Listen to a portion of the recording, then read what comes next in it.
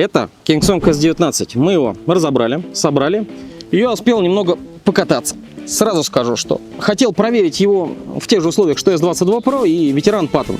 То есть поездка через лес, но были постоянные дожди, в лесу непролазная каша, а в S22 Pro возникла срочная необходимость в сервисе, и они у меня его подрезали. Поэтому успел прокатиться только один день после дождей. По конструкции важный момент — это новый двигатель. В новых S22 Pro теперь тоже такой, но я не ездил. Где взять, не знаю. Если кто-то рядом на таком двигателе, буду рад. Можно будет записать сравнение с S19. У нас S22 Pro на двигателе HH с троллейбусным звуком. Может быть, в новых будет звук другой. Надо проверять. И это даже интересно. Вообще, появление S19 для меня стало сюрпризом. Ну, не потому, что это какая-то неожиданная модель, а потому, что в этом колесе нет ничего нового. По своим ходовым качествам это обрезанная версия S22 Pro. Напряжение ниже, теперь зарядное напряжение 100 вольт вместо 126, ниже емкость аккумулятора. Это те же 4 параллели, но меньше элементов, поэтому емкость стала с 1800 Вт-час, как у Т4, В12 и многих других 100-вольтовых колес. Убрали широкий классный обод, как у S22. Ход подвески сделали меньше, другие рычаги и облегченная пневматическая пружина. Получается в теории более простая массовая версия. Я что-то не припомню такого хода на моноколесном рынке. Обычно максимум, что делают, это модификацию с меньшей емкостью аккумулятора. Ну, еще бывало, Kingsong принудительно ограничивал скорость, как на 14М. Но делать столько изменений, чтобы получить, по сути, то же самое по габаритам, по весу, ну, заметно уступающее по характеристикам колесо, это очень странно. Самый удивительный момент — это, конечно, применение узкого обода. И это не просто удивление, это раздражает и бесит. Мало того, Kingsong еще и поставил в базе мотопокрышку с шашечками. S19 меньше всего похож на внедорожник, а резина эта на узком ободе ведет себя отвратительно. Да и внедорожных качеств у нее мало. Там, где я спокойно проехал на батоне, эта покрышка взрывалась и буксовала. Слишком малое уж расстояние между шашками для грязи. Такое решение подойдет разве что для сыпучего, но сухого грунта. Ну или, как я видел у шведов, половину шашек они просто срезали ножом, и тогда у нее появился зацеп и держак. Раз уж я коснулся покрышки, то сразу про ее недостатки. И первое — это плохая поворачиваемость. Чтобы повернуть колесо, надо наклонять сильнее. Это неплохо для низких колес. Мы получаем большую стабильность, а на низких скоростях можно доворачивать колесо наклоном в коленях. Но S19 очень высокое колесо, и доворачивать коленями не выйдет. Здесь нужна покрышка, которая не требует такого сильного завала. Да и по всем внешним данным сюда просится городская покрышка. Елочка или та, что стоит на S18 в базовой комплектации. Она легкая, мягкая, комфортная. Кроме того, это колесо едет 60 км в час. Оно реально едет 60 км в час. На высокой скорости любое дуновение ветра приводит к дисбалансу. И надо подруливать. На покрышке с плохой поворачиваемостью, как у S19, приходится для подруливания снова слишком сильно наклонять корпус. Это очень мешает. То есть покрышка на таком узком ободе заставляет вас слишком сильно шевелиться и наклоняться для компенсации ветра на скорости. Очень хорошо я прочувствовал этот момент, когда сгонял на S19 на рынок. Оттуда я ехал с большой сумкой в руках, у нее высокая парусность. И если на S22 Pro или батоне это не вызывало никаких вопросов и проблем на скорости 50 км в час, то на S19 с этой резиной меня просто мотыляло из стороны в сторону. И даже появлялся намек на вобл. Понятно, что с сумками гонять 50 км в час — это признак помешательства, но тем не менее это просто показательно. Ну и, конечно, повороты. На этой покрышке шашечки в поворотах как бы надламываются и покрышку срывает. Это очень неприятно. И, конечно, такой массивный протектор будет дополнительно подъедать аккумулятор. А он здесь для скорости 60 км в час и так довольно скромный по емкости. А про то, что эта покрышка не любит продольные стыки, я даже вспоминать не хочу. Это понятно, и по большей части вопрос привычки и навыка. Что-то я сразу начал про недостатки. На самом деле я хотел похвалить Kingsong за то, что они отошли от концепции создания больших, страшных, угловатых кирпичей. S19 — это, пожалуй, единственная новинка, которая привлекает взгляд. Да, есть вопросы по качеству материалов, тут все как у S18. На картинках круто, а живьем вблизи небольшое разочарование. Но при всем при этом, даже живьем на улице, окружающим нравится это колесо. Оно выглядит достаточно гармонично, симпатично. Еще сделают возможность регулировать подсветку, чтобы делать ее однотонной, ну, например, голубого оттенка, и будет вообще супер. Очень броский оранжевый цвет, интересная форма и подушки. Да, вот этот вот рисунок вот здесь спереди, он очень хорош. Он так цепляет мой взгляд. я не перестаю любоваться. Подушки и на ощупь кажутся очень качественными. Понятно, что это не кожа, будут стираться, но на новом колесе это просто премиум качество. Их приятно трогать руками, на них приятно опираться ногами. На колесо приятно встать, на этом колесе приятно ехать. И само настроение меняется. Это не какой-то всратый гряземес, это реально крутое, классное, приятное колесо, которое не вызывает отторжения и боязни у окружающих. И хочется проехаться на таком вечерком, в сумерках.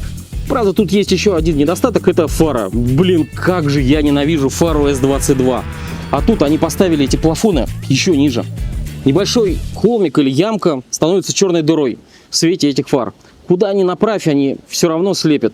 Просто чуть меньше, ну или чуть больше, но слепит. Ездить по извилистым тропинкам вообще не вариант.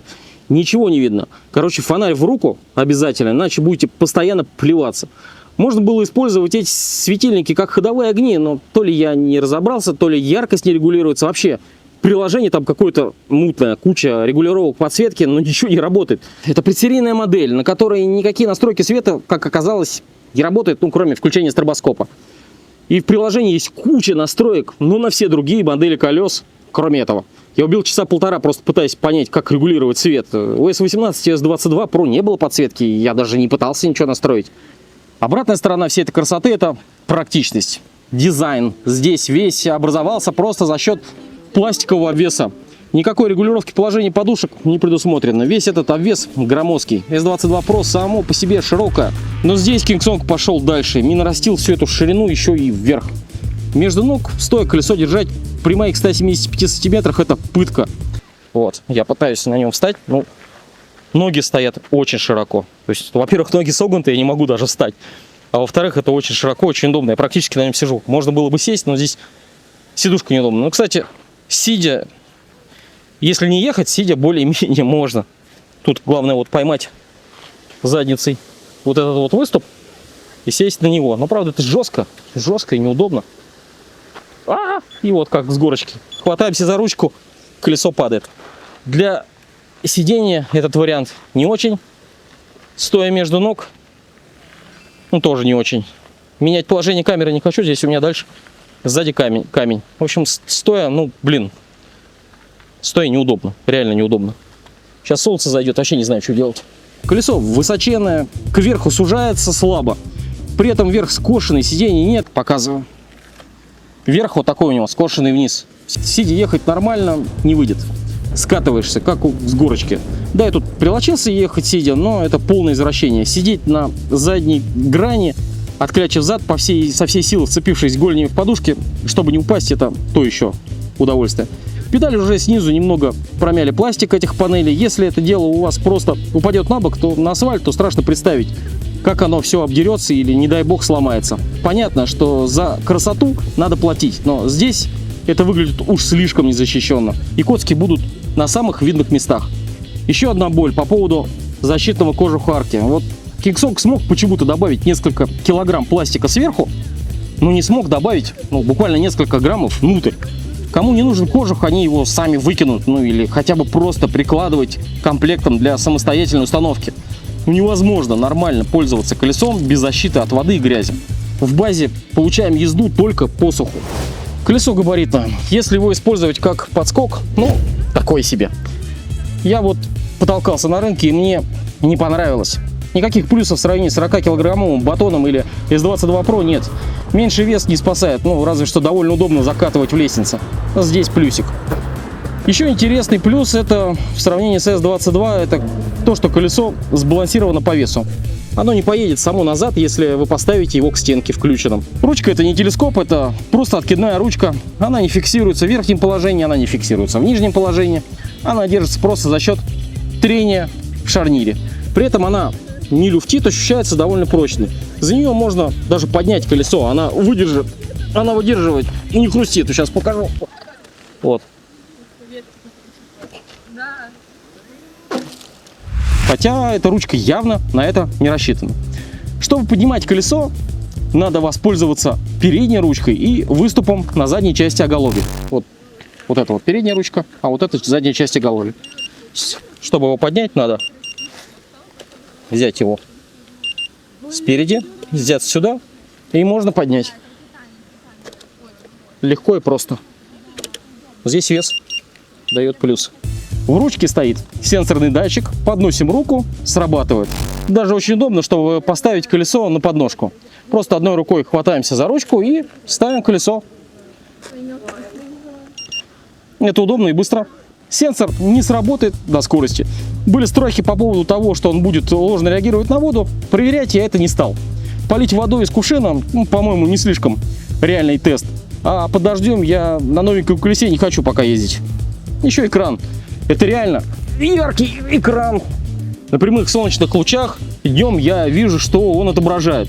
Но экран не выдвинут вперед, пользоваться на ходу им неудобно и даже опасно. И хотя экран большой, он не показывает одновременно или одновременно скорость и напряжение, чтобы мониторить просадку, например, при заезде в гору. Через приложение можно выбрать, что будет показывать экран на ходу: скорость, напряжение или ток. И настройка это так далеко находится в приложении, что на ходу режим переключать реально неудобно. Еще одна фишка S19 – это колонки. Они играют довольно громко. Правда, я не любитель ездить с музыкой. В первом видео музыку включил, ладно. Кому надо, тот оценит. Мне в целом все равно. Я больше рассматриваю колонки как часть интерфейса колеса.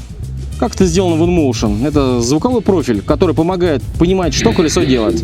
Из полезного и интересного – это звук перегрузки. Колокольный удар. Бум. Забавно. Еще при перегреве там тоже какие-то интересные звуки булькающие. В остальном это игрушка на один раз.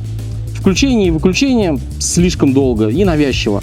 На 10-й раз приедается. Особенно разочаровал звук включения света. Нажимаю на кнопочку, а звук появляется через секунду. Непонятно, включил-то свет или нет.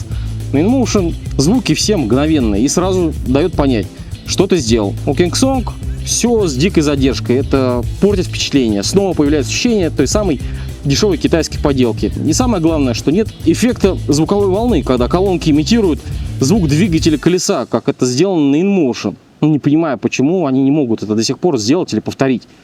Получается, что и экран, и звуковое оформление в целом только для галочки. До уровня InMotion и даже ветеран это не дотягивает. Информативность и удобство управления вызывают грусть, а порой даже раздражение. То же самое с предупреждением по скорости. Выставил я 50 км в час, но колесо молчит. Разогнался до 60, не почувствовал никакой реакции. Колесо молчит, педали не поднимает. Это же предсерийный образец, и немного страшно. Поэтому перевел звук в стандартный режим пищалки. Вот так. Пищалка не такая громкая, как на батоне, но громче, чем это обычно на Kingsong. Я без проблем слышал ее, как она верещит на тех самых 50 км в час. Включение и выключение фары сопровождается также мгновенным писком. Также колесо делает привычный тройной писк при перегрузке, сразу как она случается. Короче, новшество это, конечно, хорошо, но пищалка на самом деле практичнее и полезнее. Ну, как мне показалось. Педали от S22 Pro. Зацеп не сильно хороший, но для городских условий, по-моему, пойдет. Съезды с лесенок у меня не вызвали никаких проблем. Ускорение и торможение тоже. Всего хватило. Но любителям острых шипов точно не понравится. Еще немного хотел сказать про нижние упоры, которые формально здесь есть, но из-за, опять же, ширины корпуса и кривизны моих ног мне крайне неудобно ставить ноги близко к корпусу снизу. В итоге за упоры эти очень сложно зацепиться. Еще и учитывая, что они сами по себе по форме не очень выражены. Короче, на второй день езды очень захотелось просто отодрать всю эту навешенную красоту с колонками, поставить нормальные, привычные подушки, поставить прыжковые кобры и просто наслаждаться колесом. Так как, несмотря на все вопросы, мне очень понравились алгоритмы колеса, как оно едет. Впрочем, про езду запишу отдельно ролик. Я не хочу слишком затягивать это видео, потому что это будет очень длинно. Наверняка я очень много чего забыл рассказать, поэтому жду ваших вопросов в комментариях, под видео. Я постараюсь успеть на них ответить в следующем ролике, или отвечу попозже, тут же в комментариях. Так для чего и для кого это колесо? Несмотря на весь мой скепсис, S19 все равно довольно интересно. Основная целевая аудитория – это владельцы S18. Покатавшись пару лет, многие перестают пользоваться колесом непосредственно как подскоком. Им просто нравится езда на колесе. Еще лучше, если можно ездить только на нем, избегая общественного транспорта в час пик. S18 часто не хватает аккумулятора, что ограничивает свободу и возможности. Не хватает мощности. S18 довольно легко продавливается опытным, искушенным райдером. Сильно ограничивает скорость по мере просадки аккумулятора. Плюс, конечно, подвеска S18 уже довольно сильно уступает по комфорту современным подвесочникам. И вот S19 закрывает почти все эти вопросы. Пробег выше, скорость держит без проблем. Тяга и алгоритмы при езде точно понравятся любому солотоводу. Подвеска дарит намного больше комфорта. Колесо без проблем повезет 100 кг райдера в городском цикле. При этом есть и ряд недостатков. Неадекватная покрышка пневматическая, пружина не подходит для достижения максимального комфорта в городском режиме. Слишком большие размеры, нет возможности в базовом варианте использовать кастомные аксессуары и регулировать родные. Да, в комплекте есть альтернативный вариант с маленькими упорами для торможения. Может быть, кто-то будет ездить и так, но этот вариант мне не понравился совсем. Словно ездишь на голом пластике. Есть, правда, S22 Pro. Там и широкий обод, и любой обвес, и по езде в целом оно, наверное, удобнее. Но многие любители S18 не хотят S22 Pro, потому что это тот самый угловатый корявый монстр, который выглядит не очень привлекательно. И я их понимаю. Хотя только из-за обода я бы все равно выбрал S22 Pro. Кстати, недостаток отсутствия регулировки подушек можно исправить. Об этом расскажу в следующий раз. Удачи на дорогах. Интересно, King Kong вообще планирует сидушку на S19?